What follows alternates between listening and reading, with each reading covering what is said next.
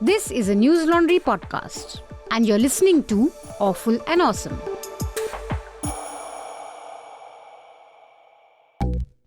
Hello. This is the Awful and Awesome Entertainment Wrap. I am Priyali Dhingra, the producer of the show. We don't have a new episode out this week, unfortunately, so we decided to bring our listeners an episode with some of our favorite clips from the last few weeks. We'll be back next week with a brand new episode for you. Till then, subscribe to News Laundry to listen to all our paywall content. See you next week. Now, who is Johnny Sins is what you have to tell me. So Johnny Sins is a male pornographic star. performer. That guy is a porn star. That guy. The bald guy is a porn star. And so he became an internet meme till a couple of years ago because the way the porn industry works is that the number of male performers are limited as compared to the female performers because I guess the men want more variety in their women than they want in the men. Okay. How? So how he became a meme was that in all these porn parody films, sometimes he would play an engineer, sometimes he would play a doctor, sometimes he would play a plumber. So that this meme went around saying Indian parents want their kids to be this guy. And this guy's every profession in the world. Right? And he's not an Indian porn star. No, he's an American porn star, yeah. But they've got an international porn star That's to be the in thing, it. yes. I've totally missed this itself. When this thing popped up on my feed first, I thought it's a deep fake video where they've sort of taken the Johnny Sins' face and Ranveer Singh's face and sort of made something. But I was very surprised to know that this was shot with the real Johnny Sins. And yeah, so Johnny Sins then just became like this meme where it became like the trademark of male sexuality where people would be like, so-and-so ka Johnny Sins, so that this person is like really... Great and I like his name, Johnny Sins. Now it's all making sense. So till now, actually, till I saw it written down, I think I just assumed Johnny Sins is part of the product name. Johnny Sins bold ke ad. But it's not. So I think he's an active male performer. So he'd have a larger following than Ranveer Singh, you think? He might. That's a good question. If he's a male porn star. Considering Johnny Sins became a meme in the Indian diaspora, that's a good question. But do you think it, I thought that, like you said, the idea was very good and innovative, but I just felt like it was a very first draft kind of a thing where they just came up with this idea. I was like, let's shoot this. Because technically speaking, Ranveer is not required in that ad, but I guess because he has to say so many Hindi lines, which might have been difficult for an American to say, they had to put him in. And then, of course, in the end, he breaks the fourth wall and tells people that erectile dysfunction is not a big issue and so on and so forth. So I just I felt it was lots of fun till suddenly that explanation happened. So yes, it's like suddenly there's a bit of a break in what they wanted to convey. But I think if they kept it without him explaining things, no one would know what this ad was all about. Yeah. But they should have made that explanation funny also then. That's true. Unless they feel people would feel bad. I think they just had Johnny Sins for 3 hours in the day and they were like, we got to shoot this thing. I'm very impressed. I can't even Google Johnny Sins now. Because then it will be on my Google search history and God knows what will keep popping up when I'm on YouTube and all. Please don't so Google now I can't Google if this. You're at work. I'm taking your word for it totally. But I thought it's an interesting ad for sure. So that way it's good. But and Ranveer Singh for once I felt fit in. I feel he'll be very good in Lux Cozy underwear. Those ads. This girl, Ananya Pandey, Chunky Pandey's daughter, some reviews have said that she's actually not so bad as an actor. Is that true? Yes. So I think she's supposed to be the poster child of nepotism now, no? Thoroughly untalented and yet somehow gets her break. Shockingly, of all the three of them, she was maybe she was written the best. So there is Adarsh Gaurav, who plays a gym trainer. These three are basically friends from school. So he plays a gym trainer. He lives with his parents. He sort of wants to start his own gym. He's also in love with an influencer, but she's sort of only using him for the internet. So that's him. Then there's the Siddharth Chaturvedi who plays Imad. He's a stand-up comedian who uses humor to mask all the grief that he feels. But, end of the day, it's just like the plot is like a checklist. So there is family trauma, there is therapy, there's relationships in the time of social media, there's the loneliness of people on Tinder, there's young people convinced they can start companies and change the world, there's men who are upset that their women have left them, so they, hack their social media accounts. But it is a checklist. None of these plots are given a chance to grow. So I was very uninvested in the outcome, and I'd shanghaied my partner also into watching it. So imagine it's the first day of the year, you're just drearily watching this Adarsh Gaurav get angry, you're watching this Siddhant Chaturvedi get sad, and you're just like, my God, I could not care less. And you're about watching all of this. yourself get frustrated. Does that happen to you sometimes when I'm watching, Netflix or anything on the laptop screen, which is for me still not the optimum or the optimal viewing experience, and there's a very dark scene, so the screen is dark and you can see your own reflection, and then if the thing is boring, if what you're watching is boring, at yourself staring. You look at yourself staring and say, okay, do I look that bored? Does it happen to you ever?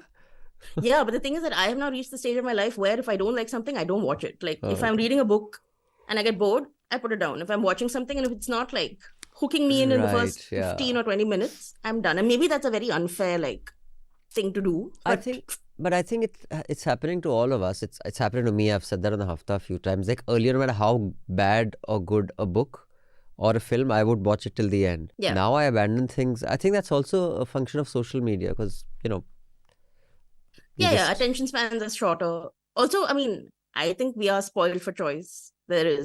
I subscribe to at least 7, I think, streaming platforms, which is a wealth of things. But that's a lot. Yeah, so if you have so many options, but so I think my anger with this movie is that also that people are pretending that it's really good, that it's some sort of commentary on, life of Gen Z. But actually, it's just how in Wake Up Sid also, everything is not. There's a very specific aesthetic that they use, it'll rain if you're sad. Young people are smoking at their windows and you can see the sea in the background. The pubs are all, very hipster, sort of perfectly faded walls. So it doesn't look too new and too shiny, just a little rundown. And that's why people go there and they'll smoke in corners. And I'm like, man, I've seen this 1,000 times before. But the story is not really telling me much. I think also what you said about checklist, I think that happens when a story hasn't evolved as a story that a filmmaker wants to tell, but has come as a project which one has to close. You know what I'm saying? The difference? Yeah. So I feel maybe, that's what I'm not sure if I was the audience. Maybe somebody who is Gen Z watched it and they'll be like, my God, I see myself there. But I feel like you can't because, like I said, things will happen, but they happen so quickly and in such succession that you're not invested in the outcome. There's this entire thing on, I can give spoilers or... Rajshri has already desensitized our audience to the extent that she gives away the killer of a murder mystery. So yeah. Cool. So this entire so also there's Kalki Koechlin, who I think basically is supposed to star in every single sort of coming of age Zoya Akhtari type film that exists nowadays. So she came in and she's doing this project of loneliness on Tinder where she matches with boys and then she'll take, photographs of them all black and white. And it's then she'll tell you, in this digital age, we've never been lonelier. And I think it's supposed to be very deep, but also we know this. These are just sort of very pithy Instagram captions. This is not a movie. So, and similarly, this Imad, Siddhant Chaturvedi, he has this deep trauma. He lost his mother as a child. And then, so finally at the end in the big reveal, so spoiler, so don't listen if you don't want to, is that he was sexually abused as a child by his father's business partner. But again, all that just seemed very convenient and only for the plot. It's this happened and then we'll move on to the next thing. So I was like, why have it at all? It was very dull. Also, I'm sorry, but it was raining in Bombay. In the movie, it's constantly raining in Bombay and they're always sitting on the terrace with cushions and rugs and smoking. And I'm constantly thinking, how are those cushions not wet? It makes absolutely no sense. Somebody has not put any thought into the shooting of this film. So that is the review of Kho Gaye Hum Kahan, as you may have guessed by now. Jayashree did not like it very much. And she saved... an understatement. And she saved me the inconvenience of having to invest for 2-3 hours of my life. So Killer Soup is about Swati Shetty, played by Konkona Sen, who's a talentless home chef who cooks up a bizarre plan to replace her husband Prabhakar, played by Manoj Bajpayee, with her lover Umesh, also played by Manoj Bajpayee. When a bumbling inspector and amateur villains stir the pot, things don't go as planned and a recipe for chaos ensues. It is impeccably plotted. Okay. It is the casting is so wonderful, and The cast, I have to say, like everybody we watched so far was so interesting. And Manoj Bajpayee's elder brother, who I forgot, the guy, he was also in that movie, Amdani Athanni Kharcha Rupaiya. He's appeared in a lot of other things, but he plays like the Khadus guy in that, and it was quite interesting for me to watch. So I feel like the cast they've picked out very well. Yeah, I think I'll just wait. I'll just read it. Yeah, Sayaji Shinde is the. Oh, is the right. man you're talking What about. a wonderful Uh, performance.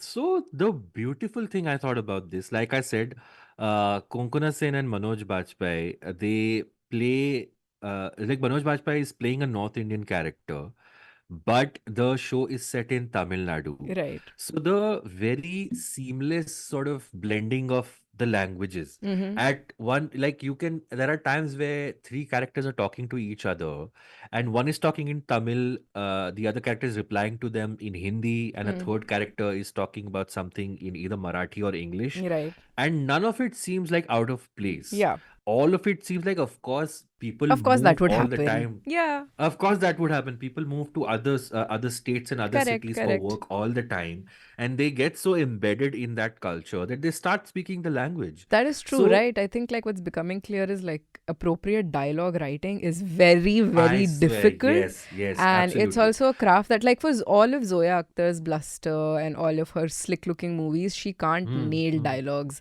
which I just feel like is like a completely different ball game to have.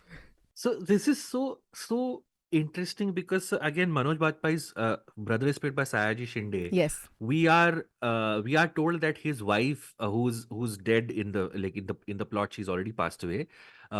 His wife is supposed to be a Tamilian, so he knows both the languages. Then Konkona goes to this Khansama, which is essentially a chef, Yes, and she's Dakhini Nawabi speaking. chef. Yeah. Sorry? The first woman that she goes to for cooking lessons is a Dakhini chef. Like she speaks in that Is a Dakhini chef. So yeah. then with them, they're speaking in Dakhini Urdu, Yeah. which is tumhe aa rahe hain, tumhe ja rahe hain, Haan. kya bol rahe hain, you know that. Haan. Then you cut to scenes between the police department where they're speaking hardcore Tamil. Correct. But their superior is, I'm assuming, someone who's not from Tamil Nadu, but still from South India. So to them, the Nasir character is speaking in Hindi.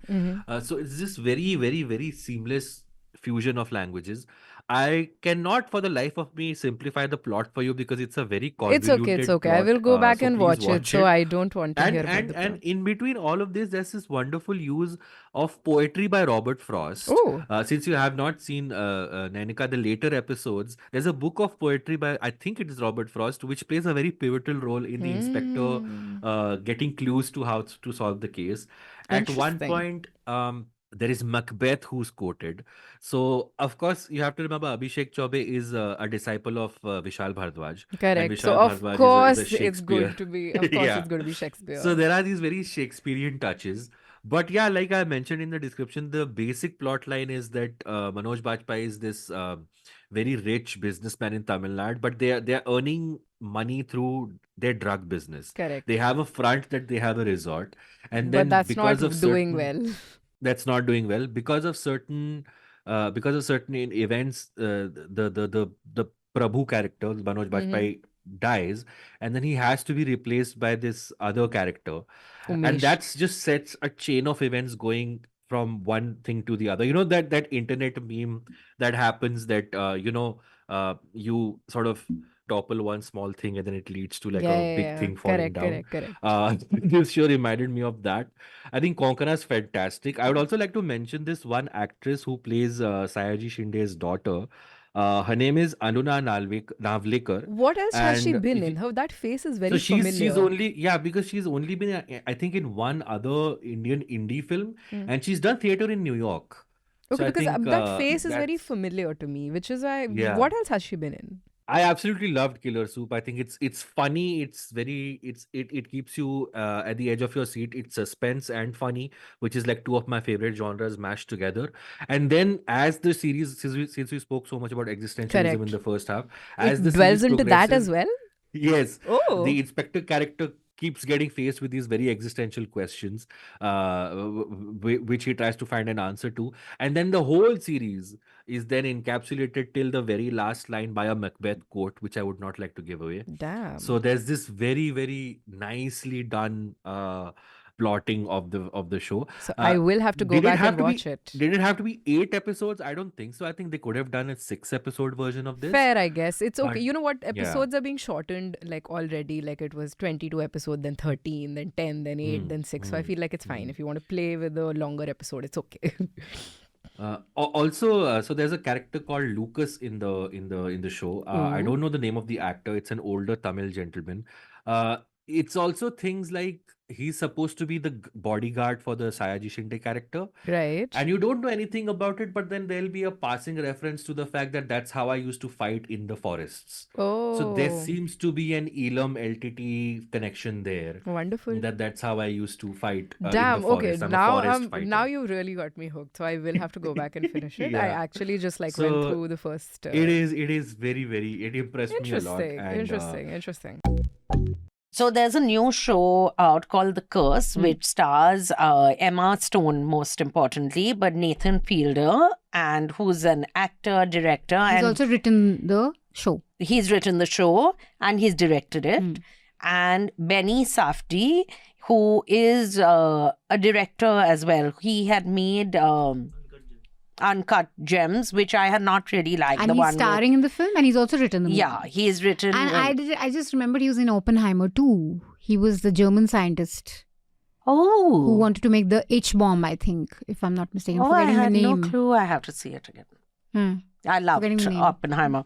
Anyway, so it's set in today's world. It's in New Mexico. There's Yeah. a young couple. Emma Stone and Nathan Fielder play this young married couple. They are very woke Yeah. and very liberal, and they are giving back to They society. are, what do you call? Justice warriors. क्या कहते हैं उनको? Social. Social justice and environmentalists. SJW. Yeah, and they are Social justice environmentalists. warriors. And they create Yeah. these homes which are called something we'll tell you, but basically they are like environmentally sound homes, and they fit into the community totally, and they are focused on this one part of New Mexico. Espanol community. Yeah, the Espanol community over there, and they are trying to develop homes over there. They Redo the whole basically place. redo the whole place, and they sell it for $800,000. But you don't need to use air conditioning. The water is reused. Everything is very environmentally conscious. And But- it's not a very well-off community, of course. It's a Hispanic community mostly, right? Yeah. And so you have the usual issues of unemployment. So they also create this shopping center where they say that they're going to only employ locals. Yeah. But that doesn't really happen. That doesn't happen. There are Australians there. They're not even American. There are Australians who are actually there for the... That is because they're doing a reality TV show, which is being Yes. sponsored by the Australian coffee brand. Yeah, and go the ahead. reality TV show is called Flipanthropy, which is directed by Benny Safdie's character. And Emma Stone is this very earnest, uptight. She's like, I'm here to sort of give back to the community and all. But there's a spin to it because her parents, played by Corbin Burnson, who I really used to like, he'd done this, he was very hot when he was young. Corbin Burnson and this other woman, the parents are basically like almost like slumlords. Like they've taken advantage of everyone. They have duped people. Like a building mafia. Yeah, they are whatever, building like mafia. And what you realize real estate is... mafia. Yeah, real estate mafia. And they are not liked at all by the people in that town. They are not liked by anyone. And Pueblo, that's what it's called. The Pueblo community, and that's the San Pueblo is the place where they have these, where she's trying to redo these spaces and all. And everyone keeps coming back to her with that question that how are you different from what do you have to say about your family's business and so on. And she's very defensive and uptight. And Nathan Fielder is quite in awe of his wife, sort of, and has no spine, it seems, or a spine in the wrong moments. He's completely taken over by her. Basically. Yeah. And she's like a nag throughout the show. Nag. She doesn't like anything he does, and she has an opinion on foot everything. in mouth also. Like she'll go and meet someone, a New Mexico resident, like an indigenous tribe resident over there, tribal, and she'll try and explain, like she's explaining their lives to them and their artwork to them. So there's a lack of awareness on how to even talk to people. Typical like woke. Yeah. Social and you justice get that warrior. there are a lot of woke people, and a lot of do-gooders are do-gooders because they come from wealth, so they are able to do good. That's the least that they could do. And they're just very happy with themselves for being able to do good. And they think you should applaud them for doing this. But the reason why it's called The Curse, that's also nice, is because in a parking lot, so this is in the trailer, also, in a parking lot, the director of the show, of the reality show that they are doing, tells Nathan Fielder, why don't you go and give this girl who is selling Sprite cans, give her some money and we just buy want to capture some. you doing good. Yeah, doing some good shot of you doing so good. So he goes there and she says it's coming to $12 for 6 cans or something. So he gives her the money, but then he realizes he's given her $100. So he takes it back after the shot is done. And she says, I curse you. Thank you for your subscription. You're changing the world by changing the way news is funded. For the smoothest News Laundry experience, download the News Laundry app. It is the best way to listen to our paywall podcasts. And you'll also get access to all free News Laundry shows. Keep us ad-free and subscriber funded. Help us grow. Tell people who listen to you to pay to keep news free. Subscribe to News Laundry. Keep journalism independent.